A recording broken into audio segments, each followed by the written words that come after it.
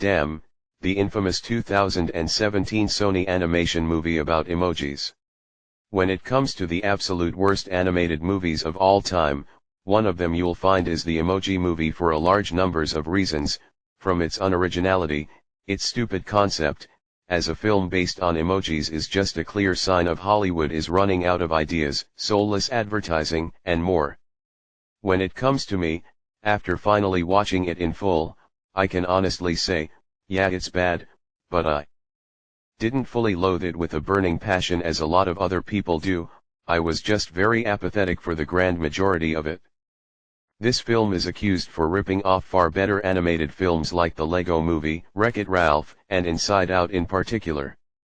While I do see that there are several elements in this film that are very similar, but honestly, everything in the movie has all been done before.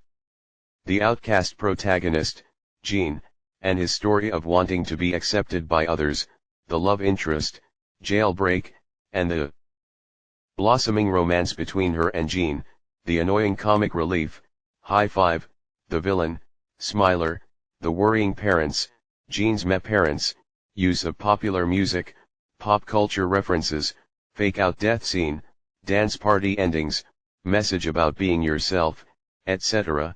Like all of that has been done hundreds of times before, and this film does absolutely nothing new whatsoever beyond the broadest sense of it, starring emojis and mostly taking place inside a smartphone.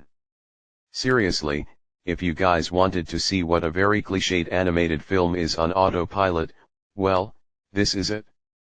Also, yeah, many of the blatant advertising from the various apps is so obviously a blatant example of how very corporately manufactured this film is, especially when most of it doesn't further the plot or characters at all.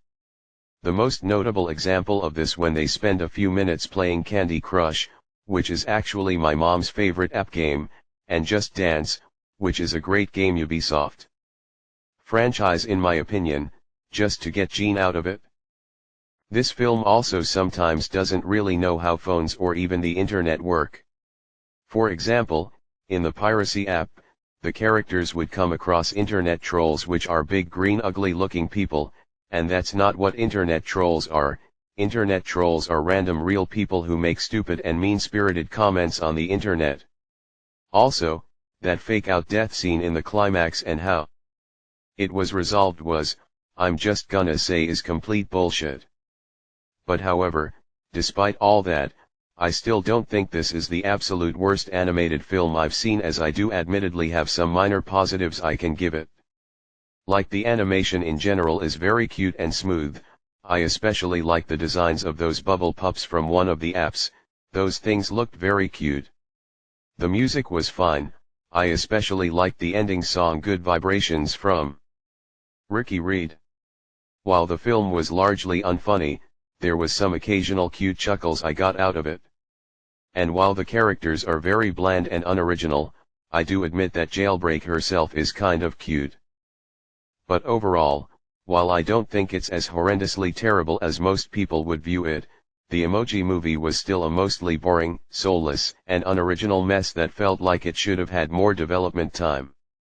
I heard about the behind-the-scenes history with this film and that this was thought up, developed and rushed into production in a very short span of just a little over 2 years. To make, from early 2015 to mid-2017, which definitely explains why this film is not well written. Honestly though, I do feel sorry for Tony Leondis. While he's not best animation director out there, but most of the stuff that he either directed or written were okay, or decent at best. Like he both co-directed and co-written Kronk New Groove and Lilo and Stitch 2, Stitch Has a Glitch, which I nowadays find to be the weakest Disney installment franchise of the original run of that franchise, but thought it was okay or decent film. And while it's been a while since I've seen Igor, but I remembered enjoying that film fine as a kid. And it was a shame that his BOO, Bureau of Otherworldly Operations film that he was making for DreamWorks Animation got cancelled, because from what I saw from some of the finished and unfinished animation reels of it, it looked cute and fun. But unfortunately, after it was cancelled and got laid off from DreamWorks in early 2015, he had to think about another idea in order to work, and after receiving a text message with an emoji on it and being inspired by one of favorite movies, Toy Story, that's where he thought up about the Emoji movie. But after Sony picked it up and rushed it out in 2017, it was universally hated and won several Razzies, and it basically destroyed Tony's career. I bring this all up because this is sad example of a person so desperate to get some work done and it ended up falling flat on their face.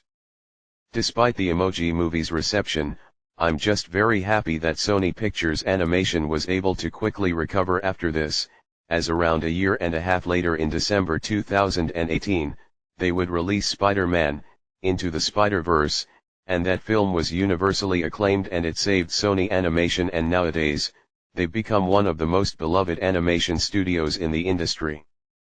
But the Emoji movie will forever serve as a poor memory for those who were involved with it and that wish to forget, to the point that nowadays Sony Animation themselves would want to keep their distance away from this film.